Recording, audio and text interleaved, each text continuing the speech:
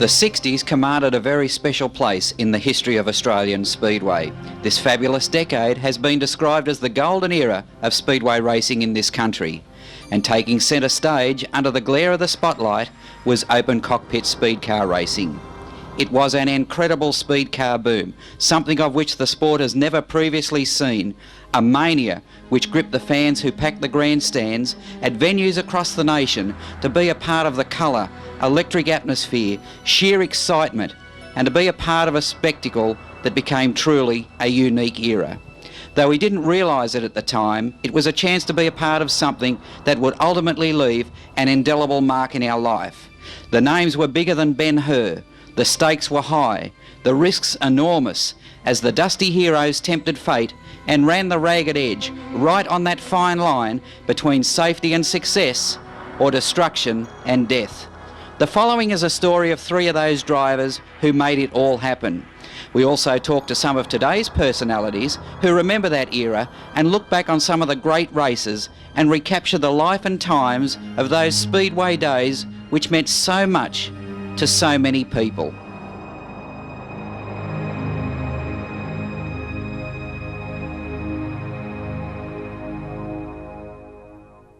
In the 60s, amongst many colourful speed car drivers were two brothers who in their own right carved out legends for themselves, both New South Wales state title winners and both stars of the dirt track scene in the era of the 60s. Of course, I'm referring to Peter and Brian Cunneen. Starting first with you, Brian, of course, amongst many highlights of your very colourful and exciting career was one very memorable night at the Sydney Showground Speedway in 1966 when you figured in a sensational match race with Sherman Cleveland, and ultimately later that night quite a spectacular ending to the night's racing. But firstly, let's deal with that match race with Sherman Cleveland. Well, his motor car was going a lot quicker than mine, and I was lucky enough to get a jump at the start, and he spent the rest of the race trying to go through me instead of around me, so that it was just a case of him pushing me. And the humorous part about it is that when it finished, he was disqualified. That made Lou Marshall come second instead of third. He was fined, which meant the club got money, and we won it. And he pushed me up against the pits and broke a back wheel on the way round, so that we were out of pocket relatively. But anyway, it was good fun. It was good fun, and of course that was watched in front of something like 30,000 people on the night. But it wasn't good fun later in the night. Well, as I said, the car wasn't going quick enough, and later in the night I got mixed up with Johnny Stewart, upended it, and eventually somebody ran into me and it caught fire. Fortunately, Reg Mulligan had experience, so he put out the fire without putting me out, and yes, to this day you often have said that you owe your life to the alertness of the track curator, Reg Mulligan. Well, apparently he put his hand in over my face, squirted foam around everywhere, and took his hand away so that I didn't get suffocated. So, Reg is one of my favourite people. And this is the third of the international match races on the programme. And the contestants in this one, Sherman Cleveland of the USA driving an Offenhauser in car 10, Brian Cunneen from New South Wales driving car 55 from position 2, and Lou Marshall in another Offenhauser, car number 76 from position 1. We'll have another circuit of the track before they assume the correct position, so that we have Lou Marshall, number 1 position, car 76 on the inside front, Brian Cunneen, car 55 on the outside, and Sherman Cleveland of the USA. Now it appears that there may have been a change in the positions here. Unless Sherman Cleveland's putting on... No, it's Cleveland and Cunneen in 1 and 2 and Marshall in 3. The lights have changed to green and they're coming past our commentary position with Brian Cunneen Taking the lead over Sherman Cleveland of USA, with Lou Marshall in a very thick Offenhauser tailing the field away. The interest centres on these two on your screen at the moment, with Cunneen still going very strongly in front in car 55. And if Cleveland were any closer, Cunneen might as well get out of the car and let Sherman drive it. Cunneen still holding out Cleveland, the two of them locked together as they come around the top corner. Cleveland's underneath. As they come onto the back straightaway, they're running wheel to wheel, and there's Cleveland going through on the inside down the back straightaway. The two of them have touched wheels, and there's Cunneen's gone up against the safety fence. Cleveland's underneath, the two of them straighten out. Cunneen still in front from Cleveland. They've taken the yellow with one to go. It's still Cunneen in front of Cleveland, the two of them. Not much between them as they come onto the back straightaway now for the final time. Cleveland trying the inside once again. Cunneen still there as they go down the back straightaway. And look at Cleveland, he's under him again as they go down under the bottom corner. Cunneen sticking to his guns, he won't let him through, and there's Cleveland underneath and spinning him too at the line. And that is undoubtedly the best match race I have ever seen here at the Sydney Showground. This was spectacular racing at its best, Mike. I've never seen a finish like that to Speedcar in my life. Sherman Cleveland did everything but throw wrenches and spanners at Cunneen, and the crowd here are going berserk. Cunneen, the winner, going into the track, and there's Cleveland charging the pit gates like a maddened bull. And believe me, this crowd must be in excess of 35,000 here.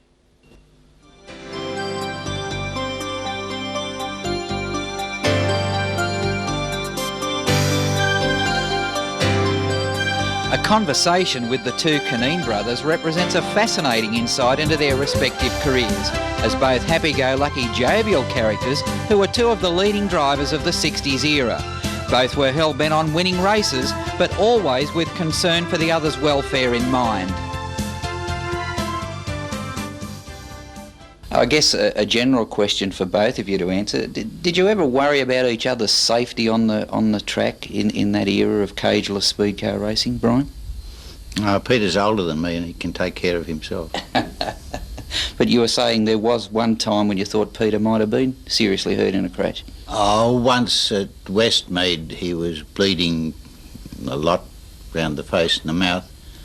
So I hopped in the ambulance and went with him to hospital, but that's the only time he bothered me at all. Did you treat each other as just another competitor on the track? Like, how did you feel, Peter, if you were coming up to maybe it was an important race to win, and Brian was in front of you?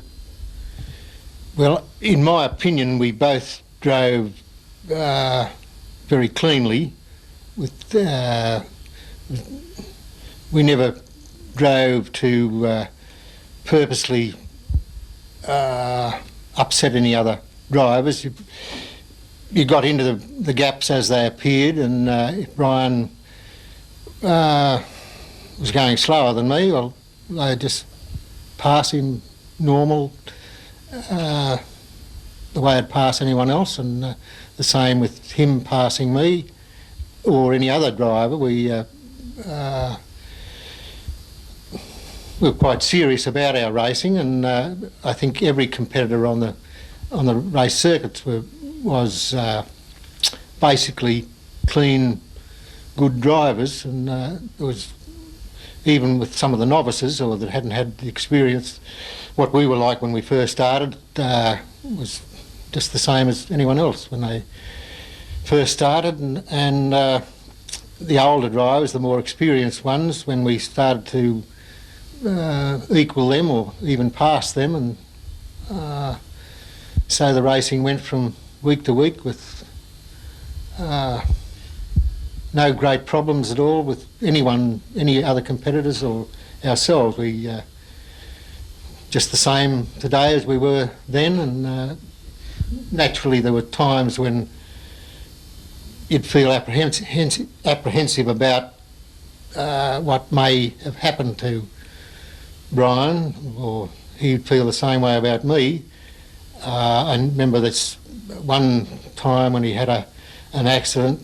I came past him just as he sort of hit the track again after going over, and I thought to myself, well, there's no way in the world he's going to land on his wheels and keep on going. So I just slowed down, and it was quite some seconds later that the red lights came on and Brian's in his motor car, a light, and so on and so forth. But to worry about anything or anything that may happen to another competitor, it just didn't seem to occur to you that someone was really hurt. Yeah. Peter, there was an article you were quoted in during the era of the 60s after an accident at the Sydney Showground. I think from memory it was on the back straight, and Kevin Park was involved, and of course Lou Marshall, who at the time was driving for Don Mackay, and you were in the number 17 car and went over the top of Lou and did a couple of rolls and an end for end, and you were quoted in an article the following week in the Sydney Press by saying that of course what you did was go back to the pits and borrow a car to start the rerun of the feature race. But you were quoted as saying you had to borrow a car and you had to get back out on the track and back into the race straight away. Why was that? Because he wanted to, right? Possibly that's the only reason, that I just wanted to finish the... Was it to erase the memory of the accident? Because it was a pretty spectacular crash. Well, I'd had them before, and I can't see that would be the reason, but then again it quite easily could have been the reason, the same as if a horse bucks you off, the idea is to get straight back on it and have another go. Whether that is the reason or not, I can't even remember the accident, really. Brian, what sort of prize money were you guys running for in those days? Of course, in those days, the National Speedcar Club were running on a percentage of the gate, and of course, a driver who had a good night at the Sydney Showground, and other venues too, but more specifically we're talking Empire Speedways and the Sydney Showground, could earn a fair bit of money on the night if he won the heats and the feature. Showground was the best prize money in the country at that time, and I can remember in the 50s, before the Speedway Act came in, and before the Speedway Act there were people down crowded against the fence. A big stand up behind the bullpens, I don't know the name of it, if the top deck was lit up, letting people into the top deck, that meant we had over £1,000 prize money. And at that time you had a dozen cars in the feature race, so that one way or another you could basically say £1,000 between a dozen motor cars or drivers. And at that time tradesmen would have been on maybe £20 a week, so that works out as fairly good money. So in those days, and Peter, you can answer this too, it was possible to become a full-time professional speedcar driver? Well, if you didn't eat as well as you normally eat. But yes, there were the times, naturally, where you could get a good week's wages from the one night, but then you bent a car sometimes and it cost you a lot of money to straighten it out for the next week. So it wasn't really, for this country, if you were racing every night of the week, well, a different story, but just the one week there was no way you could virtually guarantee yourself a good load of prize money each week. Because the competition was obviously so tough, Brian. Well, there were a number of drivers who didn't go to work. They were full-time professional drivers. But I think in just about all instances their wives went to work. So it evened up the score somewhere. It certainly did. Now, Peter, let me take you back to one particular race, I guess, was the 1961 World Speedcar Championship. And it was a race you came pretty close to winning, in actual fact, came with almost the last lap of winning, but what happened? Oh, the steering box in the car came to bits. It's down on the pit turn. Yes. Fortunately, shoulder harnesses and had become compulsory in the cars, and my lap belt broke with the impact, and I was still hooked onto the car with the shoulder harness, and got flipped around a little. I can't really remember anything more about that, even though some people say I was knocked unconscious, and then for some weeks afterwards, or a week or two afterwards, I was hobbling around before I found out that I had a couple of bones broken in my foot. But again, it was I'd had accidents before that, and a number of them dull your memory, and you just can't seem to remember them.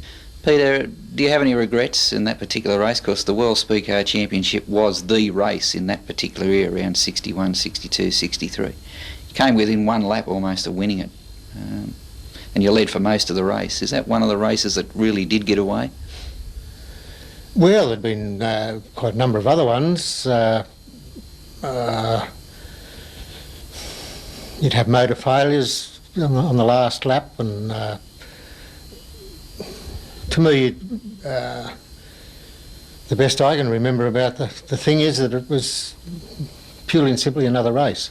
I would have loved to have won it, yes, the same as I would have loved to have won every race I was in, but things just never work out that way, and case if you win some, you lose some, you can't win them all. As you say, racing luck obviously has played as it did then and does now in racing. Racing luck's always important, of course.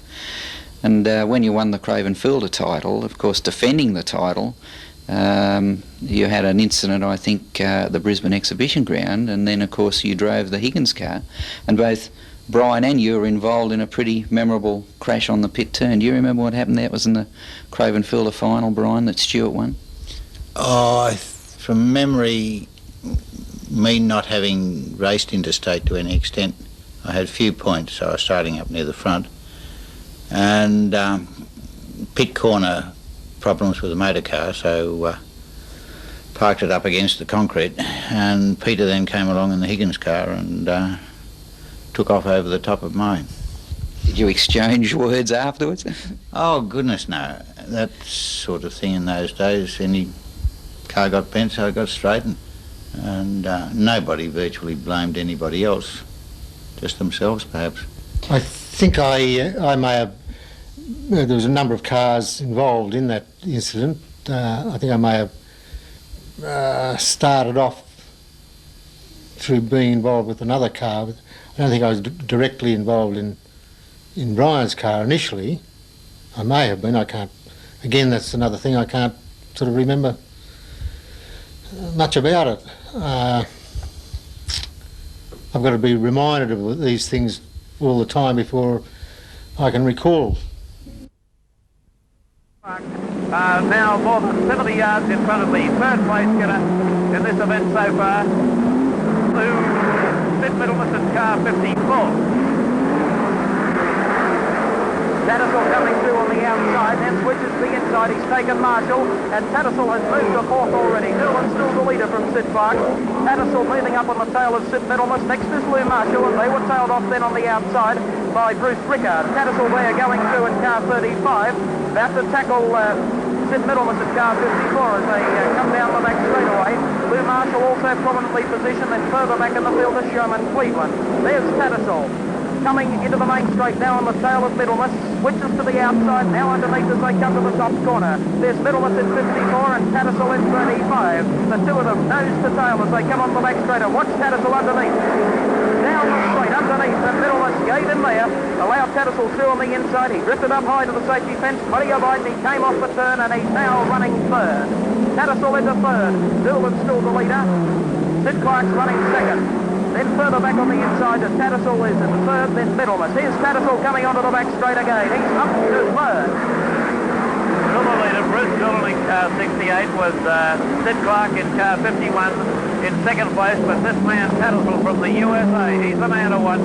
Already come from position 18 up to the third place in this 35 lap event. and he's hot on the heels of Sid Clark, about 40 yards behind Clark now as they go up the Coronation Stand straight. There's Tattersall now, and our camera pans forward. There's the second place getter, Sid Clark, and there on your screen, just going through, was the leader, Bruce Newlyn. There's Tattersall, Clark in front in car 51. You can see he's closing the gap very dramatically in this event, closing up on the inside with Newlyn in car 68, still in front. And there goes Tattersall underneath Clark. Whether Clark can hang on, yes, he's held him off for another few yards. Newlyn, both of them closing the gap on Newlyn. Newlyn is nowhere near as far in front as he was the previous lap. Sid Clark is being forced to drive a lot faster by Tattersall's tactics, and the gap is slowly being closed on Newlyn. Tattersall now into second, and he's trailing Bruce Newlyn. There you see there, watch Tattersall close it in just on one straightaway. Here they are, Newlyn coming around now with Tattersall on his tail. It won't be too long before they're lapping behind them. Newlyn, the Sydney youngster, Tattersall, the Yank professional. Wheel to wheel then straight away.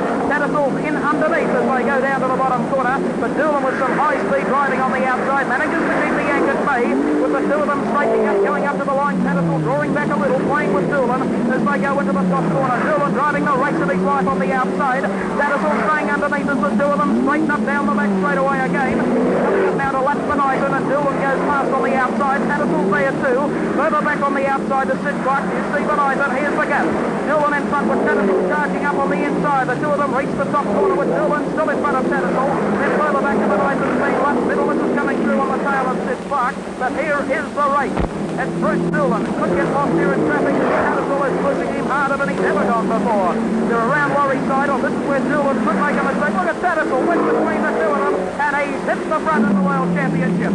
Tattersall's in front in the Valvoline Oppenhauser. Well, remarkable driving from Tattersall. I don't know how many laps have gone. We've been watching this event so closely, but Tattersall already streaking away from Newlyn now, opening and increasing the lead that he established. The fact that they had to lap another car, Laurie Seidel there, that gave Tattersall the opportunity, and he went through very, very quickly and took over the lead from young Newlyn, who up to that time had driven the absolute race of his life to hold out Tattersall for about 4 of the laps that you saw on your screen.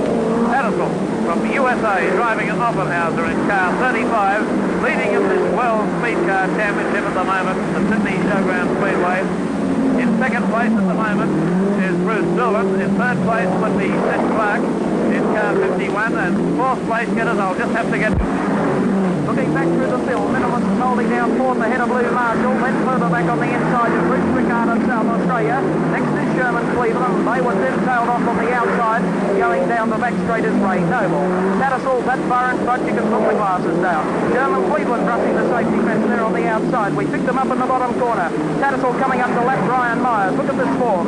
Sitting back, waiting for the straight to come, and then first with acceleration, and once got into the fence upside down. Right underneath that commentary position here. Brian Cunneen is in the safety fence. He's upside down. Oh, and there's a nasty accident. There's a car on fire. Brian Cunneen's car's on fire here. We'll have to see what we can do about this. The ambulance is coming in very quickly. The fire hydrants are, the fire extinguishers are on the job very, very quickly. My word, that was a dramatic happening. We've got car 51. Some people play tennis, some people drive midgets. And as far as I'm concerned, there's no difference. It's just what you like best is perhaps what you do best. And we drove midgets in a reasonably good manner, so we enjoyed doing it. A better driver than I am a tennis player. Now, the Westmead Speedway, of course, was good to you. You had some good wins, and how did Westmead compare to driving on the Sydney Showground? Obviously, a bigger track, a wider track, but and the speeds were greater. I liked Westmead particularly after I'd been to the States. Driving over there, the tracks. One time, halfway during the meeting, about a D9 bulldozer came out to smooth the track down. I'll give you an idea how rough they are.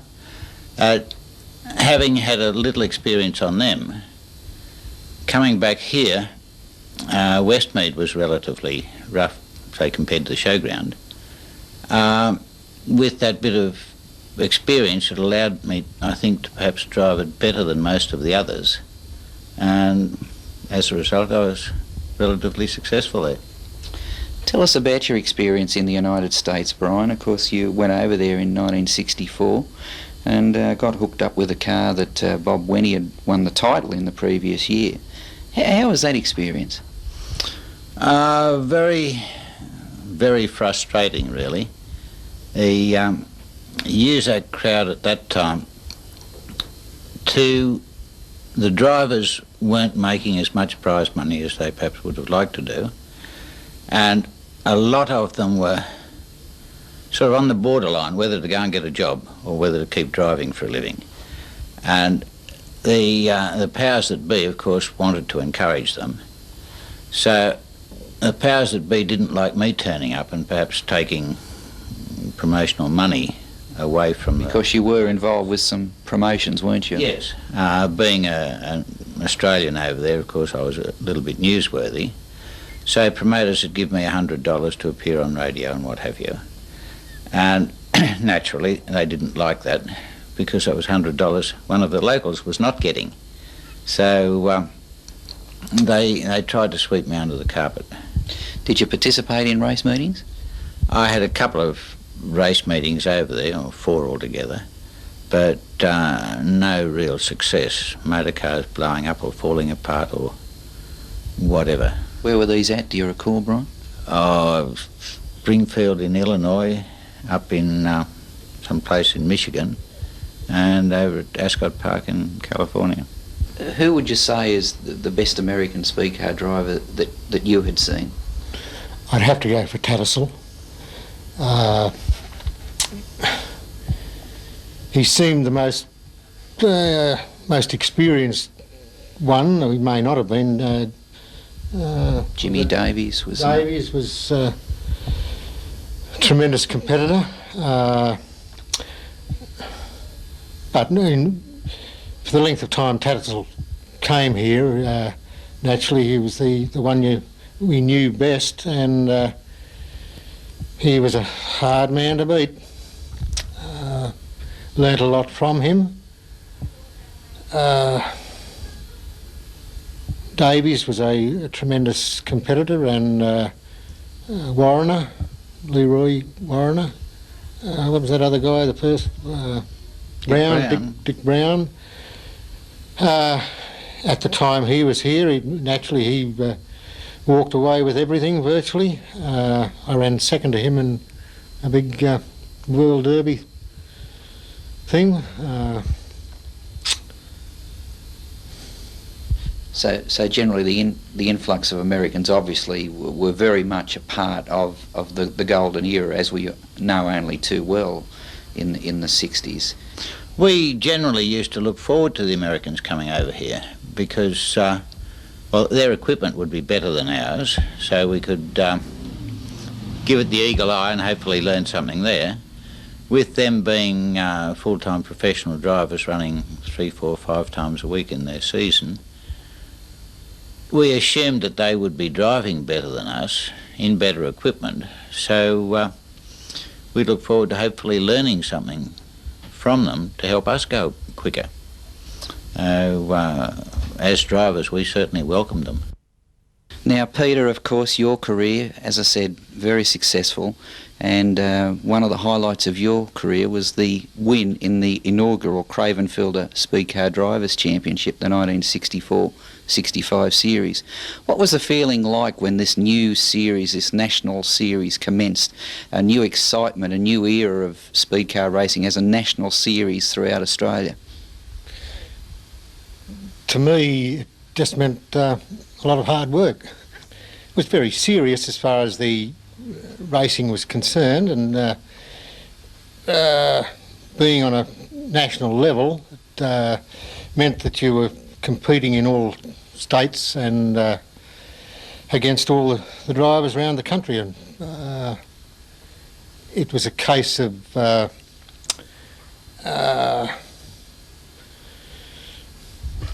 to keep with it all the time.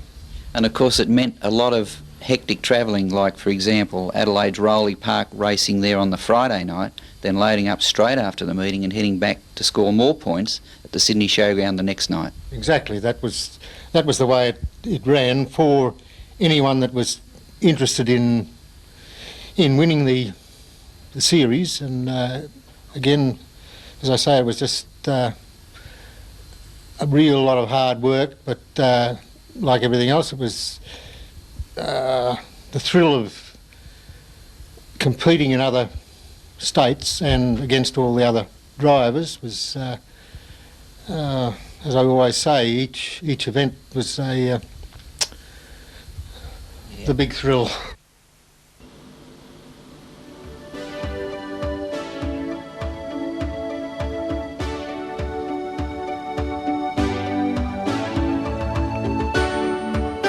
After Peter Cunneen's win in the 1964-65 season Craven Filter Championship, the National Series continued throughout the decade of the 60s and became the most important event on the Speedway calendar. One of the great races was the 1969-70 season Grand Final, won by another star of the era, Sid Middlemass. In winning the race, Middlemass smashed Johnny Harvey's long-standing 50-lap track record. We now pick up the action with commentary from Jim Sheppard.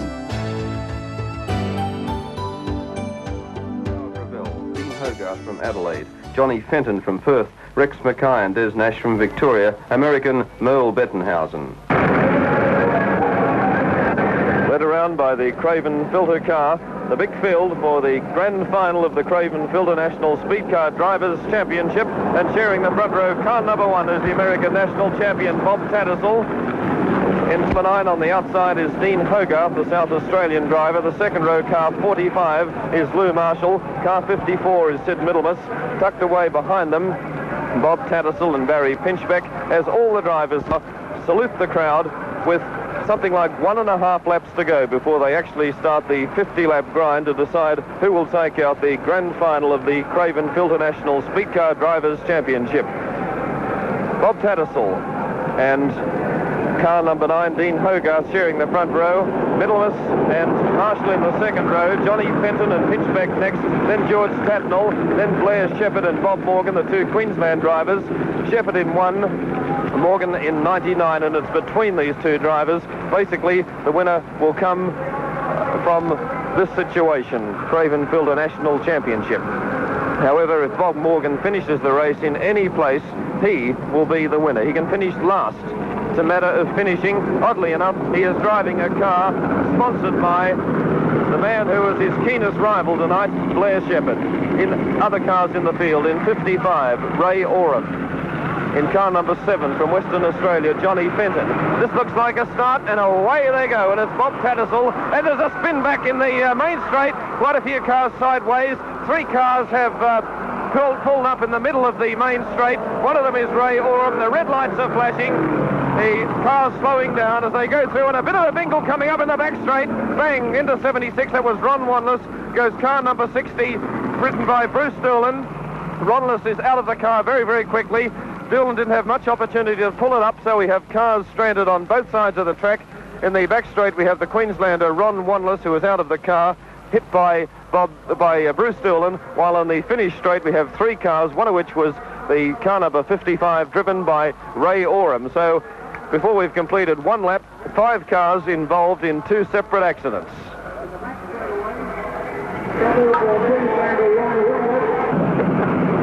Well, we're going away for the restart. The race only went a half a lap. At one stage it appeared as though Ron Wanless would be out of the event, but fortunately he was able to change a wheel. He's back in the field. And the other driver involved in the main straight scrimmage was Bob Morgan. Fortunately, he can restart, and the lights are still flashing. No start.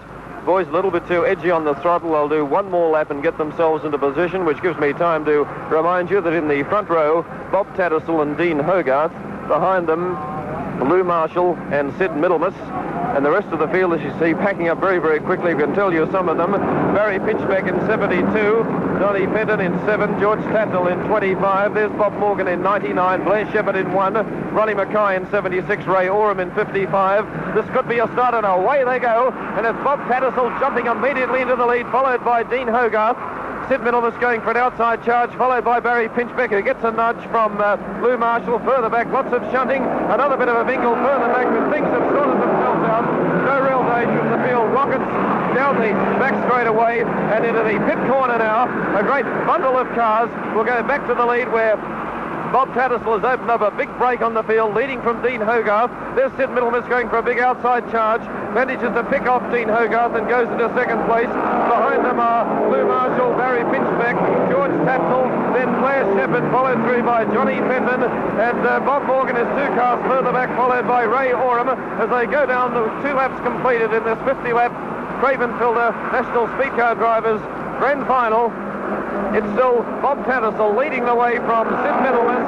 A long gap then to Dean Hargrove, followed by Lou Marshall in 45, then Tatnall in 25. Look at Blair Sheppard in number 1, poking his nose up, down to about 5th place. Bob Morgan is about 6 cars further back, but all Bob Morgan in Queensland 99 has to do is finish the race, and if he doesn't finish the race and Sheppard wins, then Sheppard is the champion. Once more into the pit corner, right onto Tattersall's tail is Middlemass going very, very wide, looking for an outside run on Bob Tattersall. Couldn't quite get him that time. Now then again to the bullpens corner again, and this time it looks as though Middlemass may have got Bob Tattersall. He's a high liner, and he gets around the outside of the American national champion. Leads down the back straight away, but bounces off the fence. A near close shave there for Sid Middlemass, but at least he's in the lead by 3 car lengths to Bob Tattersall. A long gap then to George Tatnall, followed through by Lou Marshall and Blair Sheppard, and then Barry Pinchbeck. We've had 2 withdrawals already out of the race. Rex Mackay from Victoria, and 1 other car will pick up in just 1 moment. Field rocketing down the back straight away. There's Ronnie Mackay in 76 going through, but the order at this stage is still Sid Middlemass, then Bob Tattersall, then George Tatnall, followed by Blair Sheppard, and right on his tail is Barry Pinchbeck, followed through by Lou Marshall. The rest of the long way a third. There's the race leader, 54, Sid Middlemass, followed by Bob Tattersall in number 1. Then George Tatnall in 25. A long gap further back then to Blair Sheppard in car number 1. We have a car further back in the field blowing smoke. That's Ray Oram. He's the next withdrawal. He's out of the race. And here's the field coming off the member stand corner. Middlemass leading. Tattersall, then George Tatnall, then Blair Sheppard, then Barry Pinchbeck, then Lou Marshall, then Johnny Fenton from Western Australia, and there's Bob Morgan in 99 going for an inside run. Through the member stand corner again, and our race leader is still Sid Middlemass from New South Wales in the Volvo Special 54, and he's still leading Bob Tattersall, followed through then by George Tatnall, Blair Sheppard, Barry Pinchbeck, Lou Marshall, Johnny Fenton, Bob Morgan, Dean Hogarth, and then Ronnie Mackay coming into calculations. Ron Wanless 1 car length ahead of him. Here's the field once more coming off the big member stand corner. A long, long way to go. They've probably done 5 or 6 laps as Bob Tattersall goes around the outside of 1 car with George Tatnall on his tail, and more cars coming off. There's another withdrawal. Dean Hogarth out of the race from South Australia. And the field becoming very, very spread out, but the race leader without a question still is Sid Middlemass in the Volvo Special car number 54. There he goes.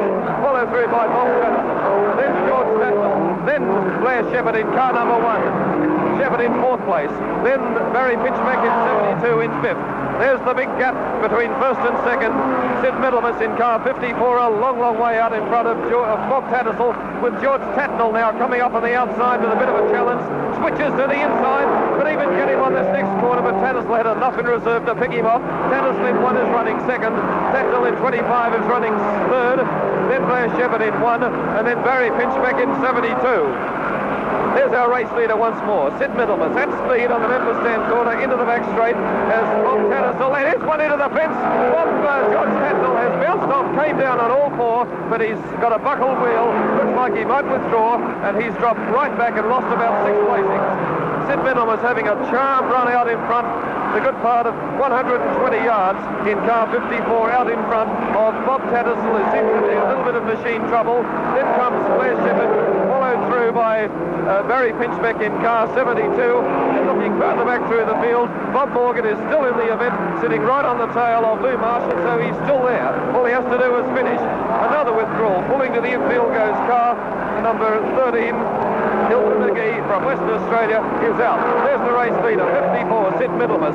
In second place still, Bob Tattersall in one, followed through by Blair Sheppard and Barry Pinchbeck, then Lou Marshall, then Bob Morgan, and then Johnny Benton. Sid Middlemass in 54th line, taking an outside line this time and comes down beautifully into the back straight as he goes round the outside of car 79, that's Jack Torrent. Middlemass a long, long way up in front of Bob Tattersall, but of course the race has a long, long way to run. Sid Middlemass driving the race of his life tonight. The field getting very, very thin. We've probably lost the best part of 6 cars already. We've only gone no more than 12 laps as Sid Middlemass goes round the outside of a very battered George Tatnell. Middlemass is 54. In fact, coming up now to lap one of the slower cars. That's Bob Pimble down the finish straight away. Pimble is almost a lap behind now. Sid Middlemass in car 54.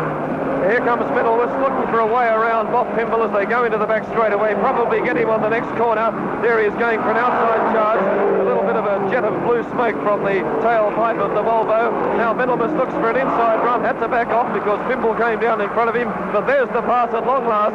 And Sid Middlemass has lapped the first car in the race. Bob Pimble, the unlucky man, as Sid Middlemass leads into the back straightaway. Pimble a lap behind in car number 12. The next car through is car number 1. That's Tattersall running second.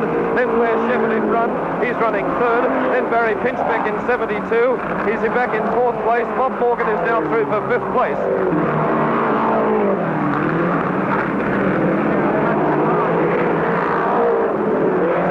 Still our race leader in car number 54, and he's just mowed this field down as he's never done before in a speed car race. Tattersall.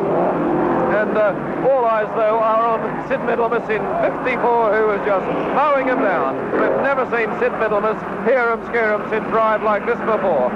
He's absolutely flying tonight and just mowing this field down. There he goes, 54. The cars behind him are lapped, and it's Wadless in 76, Queensland, and Mackay, the local boy, in 76. They've been lapped to give you some indication of the tremendous pace here tonight. We've had another withdrawal. Earl Bettenhausen, the American, is out, and a little bit of flame underneath the car, but he seems to be quite okay. There's Middlemass in 54. He's now the best part of 200 yards up on Bob Tattersall. Behind him is Blair Sheppard, then Barry Pinchbeck, then Bob Morgan. That's how they're standing the first 5 placings in this grand final of the Craven Filter National Speedcar Drivers' Championship. Once more, Middlemass into the pit corner. The motor's sounding just a little bit rough. He's coming up the lap. Bob Pimble for the second time in this race. Over the finish line again they go, and into the bullpens corner, the big member stand sweep. And the gap between he and Tattersall is rapidly becoming a half a lap. As Middlemass goes into the back straightaway, Tattersall is just leaving the finish straightaway. Almost a half a lap. Middlemass in 54. Beautifully prepared Caracar Volvo number 54.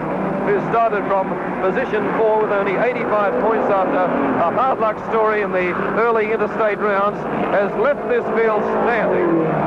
There he goes, taking a high line around the outside of George Tatnell, who is just crawling around with a car which is a little bit bent after a bump with the safety fence in the back straightaway, and he has the track to himself, literally. No one within cue of him, and in about 3 or 4 laps, I'll say, he'll be lapping Graham Webster for the second time, and he'll have a fair show of lapping Lou Marshall. Sid Middlemass, 54, miles out in front as the next bunch goes into the pit corner, but they're so far behind that it's just not a race. We notice further back in the field that from the cockpit of the Blair Sheppard Offie, quite a deal of steam issuing. Blair Sheppard once more is trying to get his car going as we watch Sid Middlemass in 54 coming up now on the tail of Graham Webster, going the finish straight away, and here he goes around the outside on the bullpen sweep. Picks a beautiful line. He'll have to hurry to get into position, but he does so. Throws a lot of dirt into the air as he goes down the back straightaway. Now into pit corner after lapping Graham Webster for the second time. Now once more down the finish straightaway. He's coming up to lap George Tatnell, I would think, for the second time. If the Volvo can only hold together, he has a reasonable chance of lapping all bar the first 3 other cars home. There's George Tatnell in 25 in lots of trouble as Middlemass once more comes off the pit corner and goes down under the green lights. Been given a lap flag there. I'd say they're getting fairly close to the halfway distance. Middlemass taking a nice, easy, leisurely ride now as he goes down the back straightaway. In something like 2 or 3 laps will be on the tail of Johnny Fenton of Western Australia. Further back in the field, we had Graham Webster bounce off the fence, but he's quite okay. And Blair Sheppard, in fact, also bounced off the fence, got back into the race and was quite okay. So back in the pack still, lots of excitement. And Sid Middlemass in 54 having a charmed ride as he lapped Bob Pimble for the 3rd time. He's now coming up on the tail of, I think that one is Kevin Park's car to try and lap him. And tonight, nothing, but nothing, no car, no driver can touch flying harum scarum Sid Middlemass. No, look at that steam now starting to gush up from the cockpit of the Volvo Special. Let's hope that after this magnificent drive through the early traffic that his car will last the distance. He's down the end of the finish straight once more and into the member stand sweep once more, coming up on the tail fairly shortly of Johnny Fenton of Western Australia. Fenton in WA7 and then Marshall is in 45. Sid Middlemass coming up to lap those 2 cars. He's probably 100 yards behind them. Most of the real action is further back in the pits, in the pit corner, where Bob Morgan and Blair Sheppard are having a great old dice with a number of other cars. Middlemass in 54, again coming up on the tail of Fenton and also of the other car, which is Lou Marshall. Try and pick them off in just a few seconds. I'll have a quick look back through the field and see what's happening there. Bob Tattersall is still being trailed by Barry Pinchbeck. Blair Sheppard, after a bunch with the fence, has bounced back through the traffic, lost a couple of placings. So the order at this stage is Middlemass, Bob Tattersall, Barry Pinchbeck, Blair Sheppard then, who has managed to repass Bob Morgan. There the way the cars are sitting down. The next car then is Ron Wanless in car 76.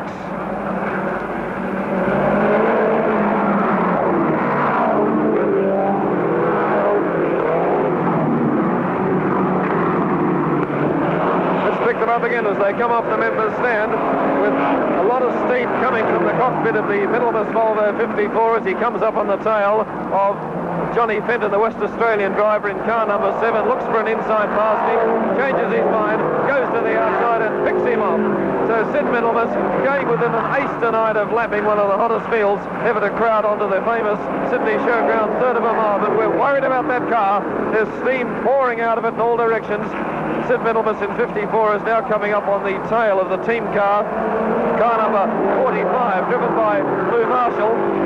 And if you can lap him, that's an achievement in itself. Middlemass in 54, right of screen, comes up on the tail of Lou Marshall. You can see the gap is only about maybe 20-25 yards, and the way Middlemass is driving, you can easily pick him off. Further back, no other changes, as Bob Tattersall is still trailed by Barry Pinchbeck in 72, who's going for an inside run and really hustling him along tonight. Middlemass in 54, again, right on the tail of Lou Marshall in 45. Let's pick up some of the action a bit further back. Some of the cars coming off the big member stand sweep. A great old dogfight going on here between Tattersall and Pinchbeck. There goes Sheppard and Morgan, and then Mackay, and then Ron Wanless, and then Webster, who's been lapped on several occasions. Out high there is Lou Marshall, going around the outside of Bob Pimble. Some more action further back in the pack. Great scrap between Pinchbeck and Bob Tattersall. Tattersall still second, followed by Pinchbeck, then Blair Sheppard, and then Bob Morgan, followed through by George Tatnall. They're holding the first 6 positions. So there's the race leader once more, Sid Middlemass in 54, halfway through the pit corner and getting the car straight for the run down the straightaway. And looks as though it's all over. The checkered flag has gone. It's all over. And Sid Middlemass is won the 50 lap race. Yet another car goes into the back straight fence. That was Bob Tattersall, of all people, has hit the back straight fence before the race has ended. So Tattersall is not the an official place getter. He's quite okay. The car wee bit bent, but he'll be okay. And decides to wave a little finger there to Barry Pinchbeck, runs to the infield. The winner of the race, though, was Sid Middlemass. I would imagine the placings behind him would have been Barry Pinchbeck second, Blair Sheppard third, and Bob Morgan fourth. But the winner, therefore, of the Craven Filter National Speedcar Drivers' Championship for 1970 will be Bob Morgan of Queensland. The battle smoke has cleared away, the tension has disappeared, and the victors proudly collect the rewards of competition. Burly Sid Middlemass has won the grand final and won it easily. His reward, honour, prestige, and a healthy cheque from sponsors WD and HO Wills. Second place getter, Barry Pinchbeck, a graduate of stock car racing, has driven well to finish second in the Morton and May Offenhauser. Like Middlemass, he has no chance of taking the overall point score, of course, but he raced to win this race and turned in one of his best ever performances against one of the hottest fields in history. Blair Sheppard was third man home in the race and second overall driver on points in the Craven Filter Championship, a title he won the previous season. Blair had to watch the Offie he owns finish fourth and win the championship series, an incredible turn of events. But to the man who drove the second Sheppard team car, Bob Morgan, this is his biggest night since starting a career in dirt track racing. Morgan had shadowed Sheppard throughout the championship series with consistent place getting. The week before the grand final, he had won the Queensland State Round. The week before that, the New South Wales State Round. Sheppard, grand sportsman and champion driver, was as excited as if he and not team driver Bob Morgan had clinched the title, and the crowd loved his sincere tribute to a man he helped break into the top bracket of speed car racing. Speed car racing is a sport reserved exclusively for iron men prepared to take towering chances and invest heavily in top equipment. Once, their financial rewards were not spectacular, but the birth of the Craven Filter National Speedcar Drivers' Championship, won in its first year by Peter Cunneen, dominated for a time by the great Johnny Stewart, and won last year by Blair Sheppard, has changed all that. Speedcar racing, per medium of the Craven Filter National title, has come of age.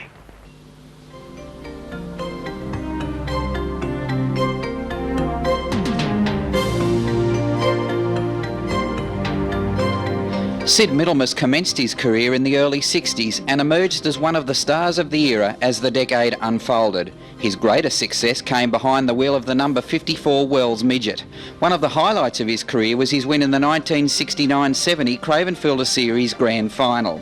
Throughout the decade, Middlemass became one of Sydney speed car racing's toughest competitors, matched with a marvellous consistency record. He earned the nickname Scare 'em Sid via his spectacular high-line fence-scraping style, and with it he built up a cult following, and also attracted plenty of headlines from the media of the day.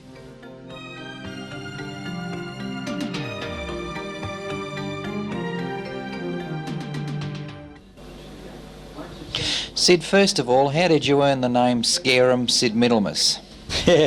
Well, I used to frighten a lot of people. Sometimes I frightened myself, but Rex Mossop, who used to do commentaries in those days and used to sit up in the box over the top of the bullpen, Rex a couple of times tried to climb back out through the door when I came through the corners. Of course, then he came to say, well, my style of driving just scared everybody, and they called me Scare 'em Sid Middlemass. Was there ever a time when you were concerned for your safety? Yes.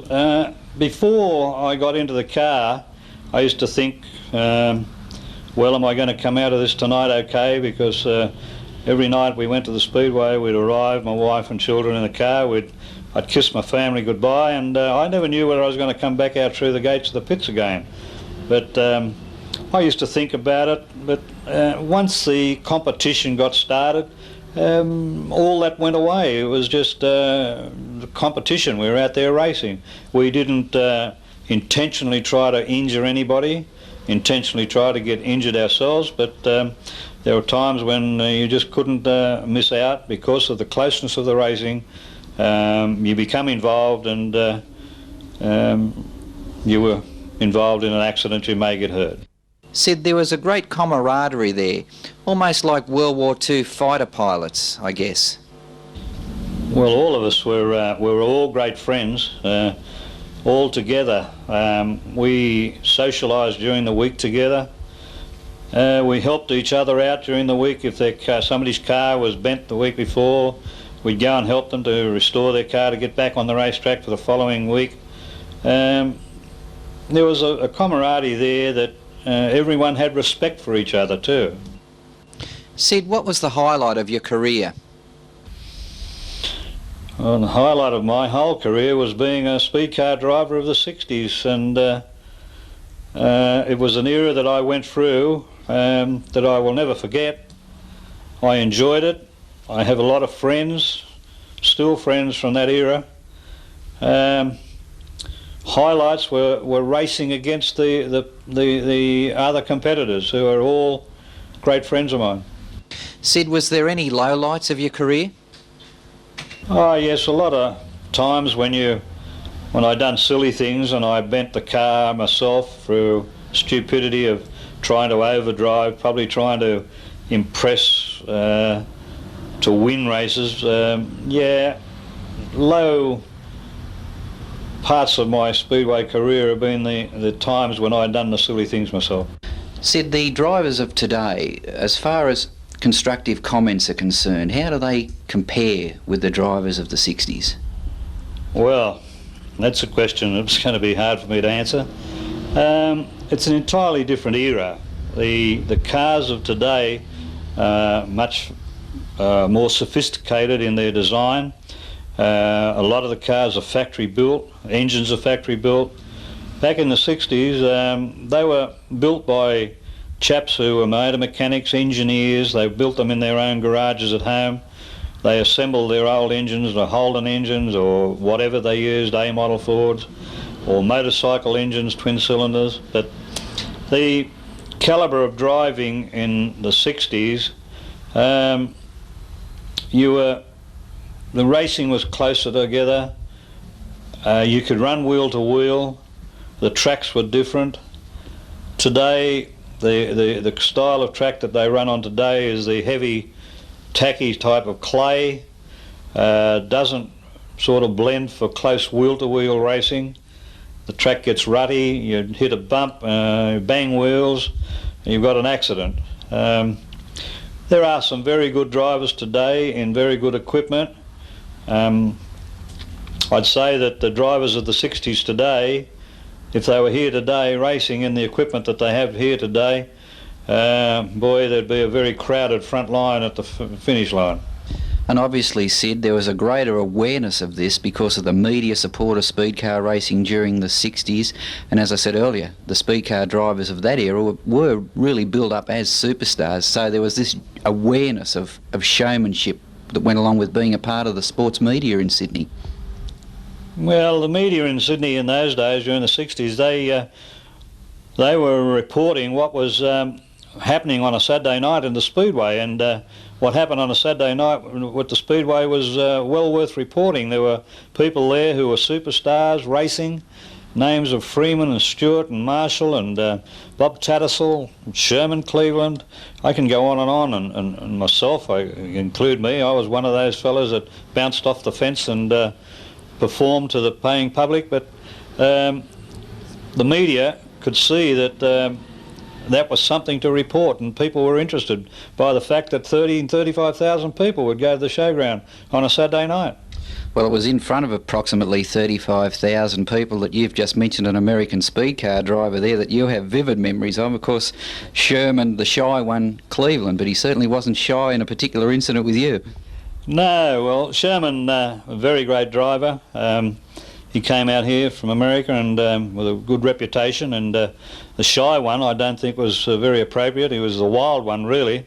But on the racetrack we competed hard, and we gave no quarter to each other. And one particular race that Tattersall was in the lead and I was second behind Tattersall, and Sherman was third. But Sherman decided, coming through the bullpens, that he was going to take second spot from me, and he capably did it well by running into me and pushing me hard in towards the fence, and I had to give away in the end, because if I didn't, there was one person who was going to be upside down, that was me. But when we went across the line, I was pushing him across the line from behind, and in the pits he came up and asked me, was I all right and how did everything go? And I said, well, it went where I had to sort of give in. You were crowding me a little. And he said, but I ran second, didn't I?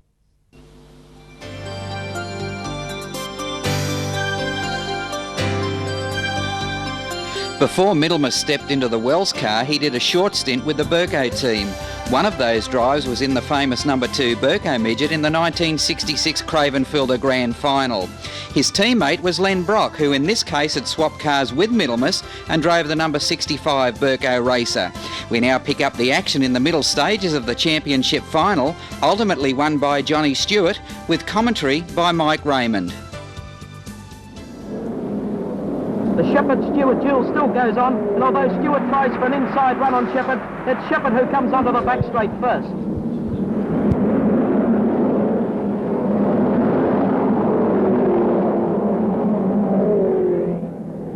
Eight laps gone, and here's Len Brock making a game move at the back of the pack. He passes Valentina, which moves him to 10th, and is carrying on underneath teammate Sid Middlemass. Just touches the grass as they come onto the back straight. Brock is out after Stewart, who is still trying to find a way of passing Sheppard in 99.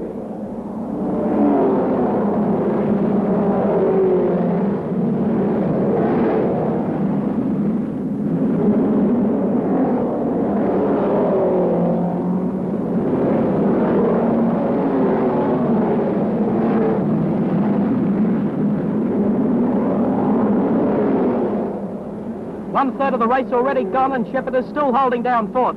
Here's Stewart making a run on the outside of the Queenslander, and he passes him neatly as the two drivers hit the back straight.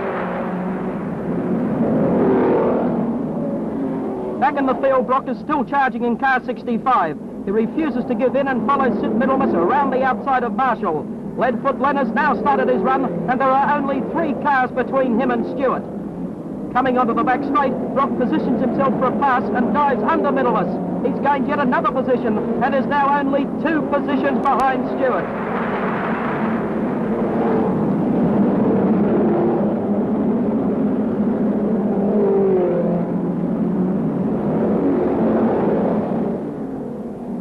Stewart in car number 1 is chasing the heavy dirt after the leaders, but is having trouble shaking Sheppard loose from his tail.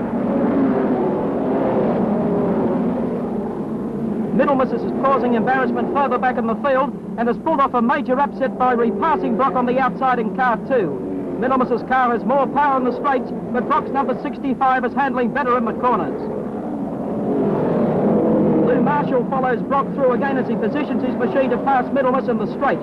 Middlemass goes high into the corner, and Brock once again regains 7th position. Early Sid Clark in car 51 has taken over the lead from Newlyn, but the challenges are coming thick and fast. Peter Boland in car 4 and Johnny Stewart have closed on the rookie, but he won't shift an inch. Stewart accelerates underneath Boland in the top corner and moves into 3rd position, but Boland is not giving in without a fight.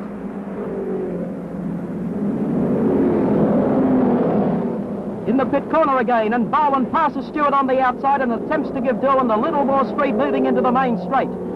Stewart once again moves on the inside of Boland and is having no end of trouble passing Newlyn.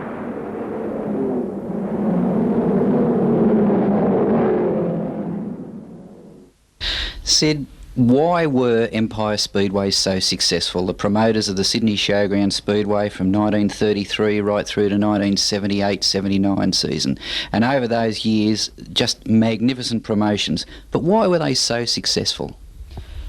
Well, it was an era where we didn't have a great competition for entertainment. Saturday night was virtually known as Speedway night at the Sydney Showground.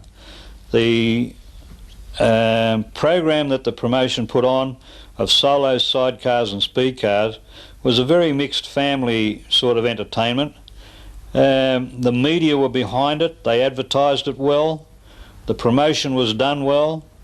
The competitors were looked after by the promotion.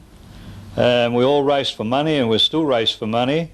But if the promoter said in those days you were going to get X amount of dollars or X amount of pounds as it was, that's what you got. And we were never ever had to argue with the promotion with regards to money. There'd always be time when we'd have our interview with the promotion at the start of the season. The committee would sit down, the promotion would tell us how many extra toilet rolls they'd used this last season, and oh, you know, costs are getting higher and higher, and they'd always agreed that our costs were getting higher, but they'd always come around and tell us next week, all right boys, you've got an increase in your money. We never had to fight for it. We talked and discussed it, we got that money increase, and the money was there for people who competed hard to have a good car on the racetrack, a safe car. We never thought of roll cages or roll bars or getting injured, like getting killed, but that thought was there all the time. But we always were there doing a job for the paying public, and I think that's why it was so popular to the people. The year 1965, you mentioned it there, and in the first half of that year, 3 speedcar drivers were killed: Nick Collier, Jeff Freeman and Tony Burke. You were still relatively in the early stages of your speedcar career in that year. Did you ever think then that maybe this is the wrong sort of business to be in? You've seen 3 people you knew within the space of a couple of months all be killed. Well, it was a shock that all of a sudden we had 3 competitors killed in the one season. No, I didn't think that, well, this is the wrong sport for me. If I wasn't driving a speed car in those days, probably I'd have been jumping out of an aeroplane on the end of a parachute, or skydiving, or in a glider, or something which would had the adrenaline pumped up. But no, the fear and the deaths, they didn't actually worry me. I thought about them, but they didn't worry me. Or if they had have worried me, sure, I probably would have stopped. Sid, you were never too far away from the attention of the media in the 60s. Of course, as you said earlier, Rex Mossop nicknamed Scare 'em. And you also figured in an incident with well-known Sydney broadcaster on 2KY, Ron Casey, which saw you grab some headlines following a revelation on a sports show on Channel 9. Ah, well, that was one of the nights when I crashed the car and I didn't make the feature race. And my wife was in the stand, and she was pregnant with one of our children. And a friend of hers, Judy Newell, and Don Newell, another driver, his wife, they were up in the stand, so I thought I'd go up and watch the race from the grandstand, another place to see it from. You know, I've watched it from the racetrack, but so I went up there, and my wife had told me that there was a group of young people behind who had been drinking, you know, wine and enjoying themselves, watching the races, which we weren't against, but they'd been making a nuisance of themselves to my wife, and I thought, well, they're only young people, they've got to enjoy themselves. But then when I was there, they continued on and passed remarks, and I'd asked them to stop putting their feet over the top of our shoulders, which they, you know, went on to tell me sort of in no uncertain words what they thought of me. So my adrenaline was pumped up, so I jumped the chairs and started to punch into these fellas, and Don Newell got involved too, and some woman sung out, "Middlemass, leave the young kids alone," and I think I told her to shut her mouth or I'd smack her in the mouth too. But the police arrived just as I was punching into one of the fellas, and then of course the next thing I know, out on Channel 9, Ron Casey's show comes about the story of a well-known speed car driver punching into fans in the Speedway. I wanted to go to the Speedway, to the Channel 9 studios, and just explain to Ron Casey or show him how it was done, but maybe I would have been the wrong thing to do. Sid, you mentioned about one of your earlier cars, car number 39, of course, with the stars on the tail. Now, there's a humorous story you might like to relate. Yeah, well, we all had to be sort of showmen, and I had this car and I had it painted beautifully and had a sign written well, and I had some stars painted down around the tail. And one night at the showground, a young chap came up and he was looking at the car, and apparently he'd counted the stars, and he said, "Oh, that's unfortunate." He said, "You've only got 38 stars on the tail, and the car's number 39. And of course, me being very smart and big-headed, I said, "Yeah, but you forgot the star behind the wheel."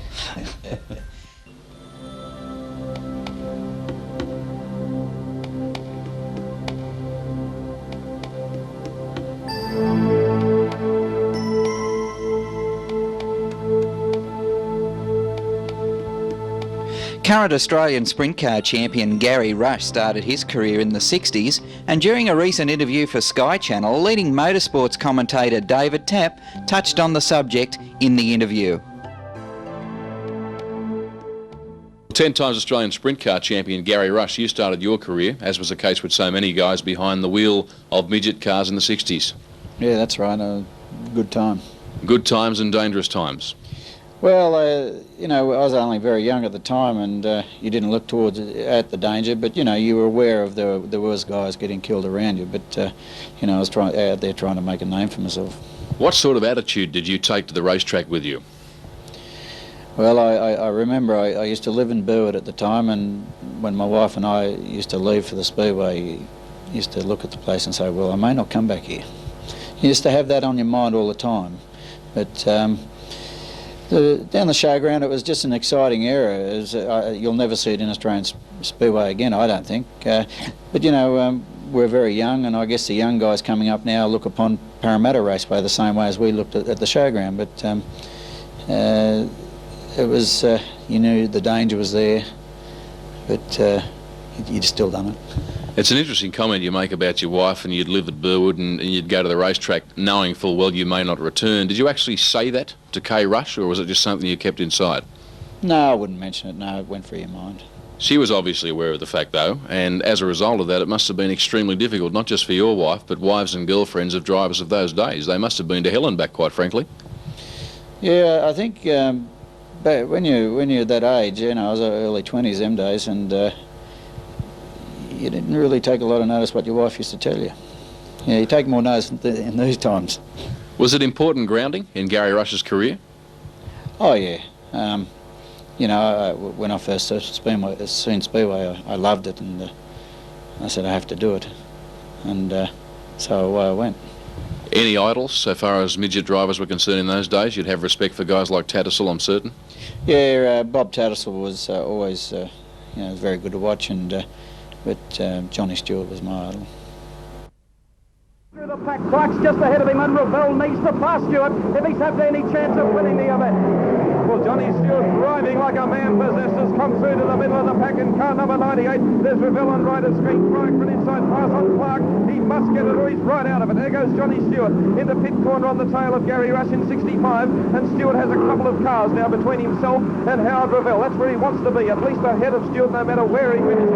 Ahead of Ravel into turn number 1, and there's Howard Ravel doing all sorts of things to try and get around the leaders, but Johnny Stewart is slowly but surely pegging them back as he goes down the back straight away, lines up a bit corner on the tail of Garry Rush. There's Howard Ravel. He's got past everybody, and again is on the tail of Johnny Stewart. Here's the leader, Peter Cunneen from Barry Butterworth, then Ray Oram and Sid Middlemass as they go into turn number 1 and out of it once more. And here's Howard Ravel driving desperately now to try and peg back the gap, but he's a long, long way behind Johnny Stewart. He'll have to do something, or Stewart will put some more cars between himself and Howard Ravel. There's Stewart in 98 going for an inside run on Garry Rush in 65 as they go down the main straightaway. A wall of cars ahead of him. Tremendous driving, and it's difficult to tell who's going to win this one. Stewart goes for an outside run now. Ahead of him, Peter Boland gets a bit locked up. Stewart again tries for an inside run as he goes down the back straightaway.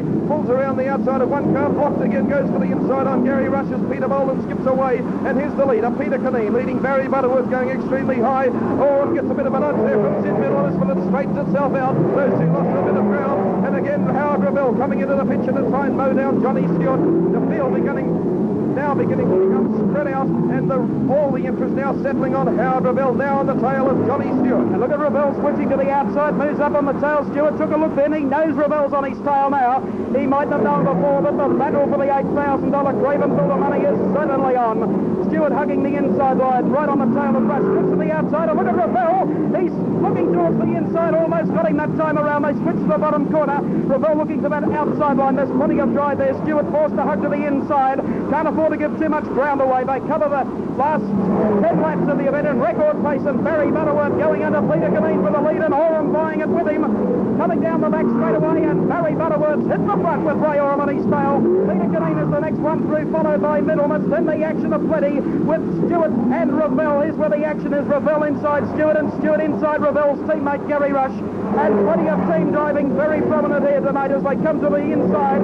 Here's Ravel right on the tail of Stewart. He's been battling hard. Lap after lap, they come onto the back straight away. Stewart just can't clear himself with Garry Rush, and Ravel desperately has to pass him in order to wind up in the big money tonight. Well, what an epic duel this is slowly but surely building into. Johnny Stewart still a fraction ahead of Howard Ravel. There's Stewart getting for an outside run on Garry Rush. He's very high, he could become unstuck here. Ravel dives for the inside, but Stewart just managed to get down ahead of Ravel. Dives for the outside, and is Ravel now going for the inside on Johnny Johnny Stewart on pit corner, and car number 65 there driven by Garry Rush. Stewart out of pit corner, goes high now, looking for a way around Garry Rush as they go down the finish straight away into turn number 1. Howard Revell glued to the tail of Johnny Stewart. Stewart gets up on the inside of Garry Rush. This could be the breakthrough. They're coming around to lap Peter Morphy, the Victorian. On into the fence further back there. Oh, bad luck there for that particular car. That was Garry Rush as Peter Boland sneaks up on the inside of Stewart. Who's spun. Stewart's spun on pit corner. He's right up the track. He's going to restart. Stewart's managed to keep the motor going, and he's spun in a complete circle, desperately trying to get himself mobile. The motor's still running, and Stewart, I think, has lost all chance. He's lost at least half a lap, but he's mobile again. Bad luck for Johnny Stewart. Pressured as he went out of pit corner. Peter Boland, the driver who brought Stewart undone that time, and I'll guarantee he'll have something to say about that later on tonight. Barry Butterworth in front now comes up to lap Stewart, and he has Oram right on his tail. And the order of the race reads, Butterworth the leader over Ray Oram, and the next one back two on the inside would be Sid Middlemass. Next is Peter Cunneen, then Kevin Gormley. The next one through them would be Sheppard. And Butterworth now moving up on the tail of Stewart. Stewart is still there. It's Revell still working away on the inside of Oram. The lap sticky by 16 gone in the Raymond 50 lapper. In the top corner, and still the battle royal rages here as Butterworth looks towards the inside of Stewart. They come onto the home straight away, and Stewart told to pull down. Butterworth switches to the outside. Stewart in there with him, and Oram also tried to carry on. And Stewart being passed here by the two of them, tries to tag onto the tag end of Butterworth's car and drops in between Butterworth and Oram. And here's where the action is. Here's Oram coming inside of Stewart down in the bottom corner, forcing hard all the way, trying to have a spin at him as though as he swung to the outside. And Stewart looks as though he's got the field against him tonight as he swings inside of Oram, and Oram a little unshaken by that move. Well, Johnny Stewart now a lap behind many of the cars, and he's right out of it unless a miracle occurs, because Howard Revell is a mile in front of him. Here's Johnny Stewart, still in it, still trying to do something, but I think his chances are diminishing as the seconds tick away. Here's Ray Oram at speed, and back on pit corner, Howard Revell coming up on the tail of Peter Boland. It looks like a Craven Filter championship for Howard Revell, if only he can stay out of trouble right to the finish. Here he is, coming in underneath Peter Boland. Revell at right at screen. Boland just ahead of him, and Revell trying the safe line now to stay out of trouble until the finish of the race. Again on the tail of Peter Boland as they go into pit corner. Boland in 4, ahead of them is Gormley in 24. Howard Revell not wanting to mix it at this stage. He's happy to sit where he is. He knows that Johnny Stewart has spun and has lost the best part of 3/4 of a lap. Revell going to get a bit tangled up this time as he comes up on the tail of Peter Boland, and ahead of them still is Kevin Gormley. Onto the next straightaway. It's still Gormley leading from Boland, and then Revell as they go into pit corner. One false move here by Gormley could bring Howard Revell unstuck, and the field really spread out now. Howard Revell very content just to stay where he is. He's not going to try any dramatics. Here he is again, coming out of the members' stand corner with Gormley and left of screen leading Peter Boland, and Howard Revell trimming the inside, just following them through, and just happy to stay where he is. Going very high though in a pit corner. There's Howard Revell in 2, getting out of trouble as he anticipated a bit of spinning there and pulled right out of it. On car number 9 being lapped for the second time was Peter Morphy. Here's Howard Revell again. He's coming up on the tail now of Kevin Gormley as Peter Boland has skipped clear of those two, and Morphy again being lapped. Here's the leader, Barry Butterworth leading from Ray Oram as those two go through the member stand corner. There's Kevin Gormley pulling out. Got his hand up, a very silly place to do it, right in the middle of pit corner. He's being lapped, and he'll have to pull up on the infield as soon as he possibly can. And Revell running in 7th spot now, lapping another one of the cars on the outside. As they swing around the top corner, Revell desperately needs a second in order to clinch this series tonight. The lead still held by Barry Butterworth over Ray Oram. They're driving the Capital Motors Offenhauser team cars, and here they are coming up into the top corner. Sheppard goes through, Peter Cunneen, then Boland. Revell is the next one to go through in number 2, and Revell still has a hard road to hoe as he comes around now. 25 laps to go the next time around. Half distance gone in the Craven Filter National $8,000 Speedcar Drivers Championship final at the Sydney Showground, and Howard Revell sitting back at about 6th or 7th spot in the field. Howard Revell coming through again on the tail of Peter Boland. There's Revell on right of screen. Ahead of them is Peter Cunneen. Peter Cunneen is running second behind Blair Sheppard. Down the back straight away and now into turn number 1. Revell getting a bit hooked up on the tail of Peter Boland as Peter Cunneen skips clear coming out of pit corner. Revell then is running in about 4th or 5th position, and the race into its 26th lap now. A little bit over the half of the distance has been completed.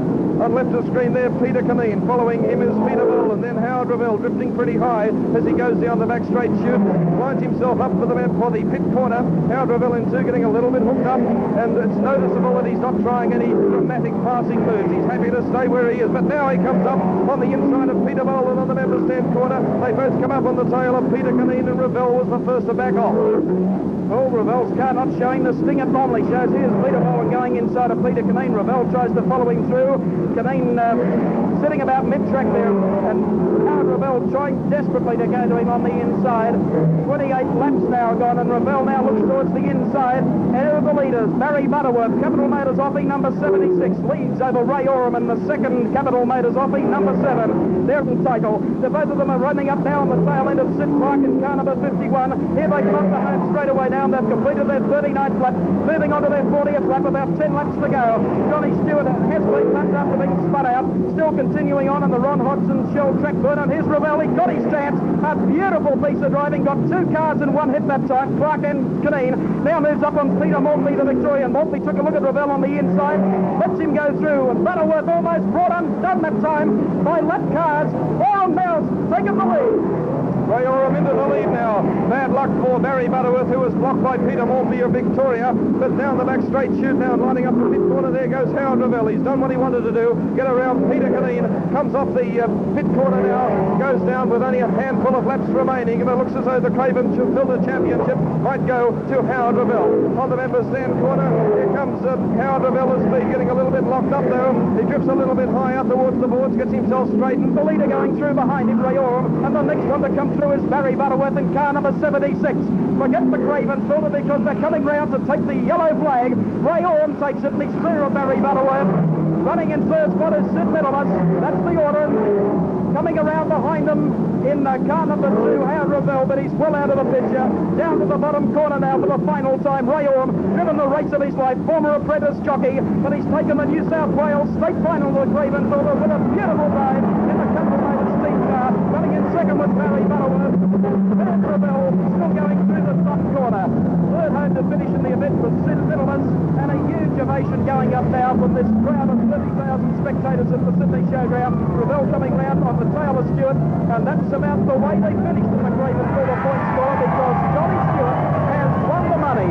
Stewart in the Ron Hodgson Shell track burner with enough points up his sleeve has taken the Craven Filter National Championship trophy for the 3rd successive year. Well, what a sensational finish.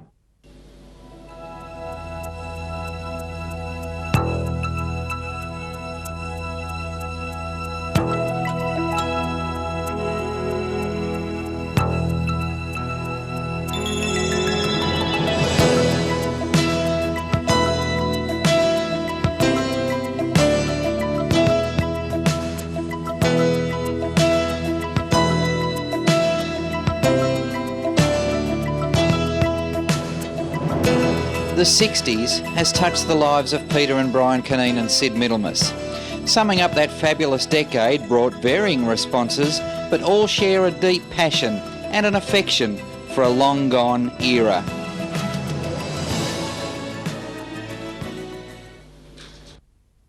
I think it was the camaraderie between competitors, owners, the adulation we got from the spectators, the fans. It was all a big ego boost, you might say. We were all stars, yes. We performed to the paying public, and right so we were stars. We put on a show that couldn't be repeated again. It'll never be repeated, the 60s era. The 90s now is a different breed of driver, a different breed of motor car, different breed of racetrack. But I started in Speedway late in my career. I was, 32 years of age. I joined the club and I became a chief steward, and then I was on the committees, and I decided that, well, I could drive a speed car, but I would go back and do every year, every race again, over again. If I could relive it all again and start tomorrow, I'd love to do it again. A great number of years, no regrets about anything. I only wish I could do it all again. it was film out the roar of the crowd, and I think that's the thing I really miss about it all. It was just tremendous years. The competitors, the whole business with it. As I say, I wish I could relive them. My answer would have to be pretty much the same as Peter's, Dennis. It was, I think it was a better time for us than we realised at the time. We virtually took it for granted, and certainly none of us expected to get hurt, and I don't think any of us expected to grow old. We just expected things to keep going as they were, and very disappointing when you realise that you are getting older.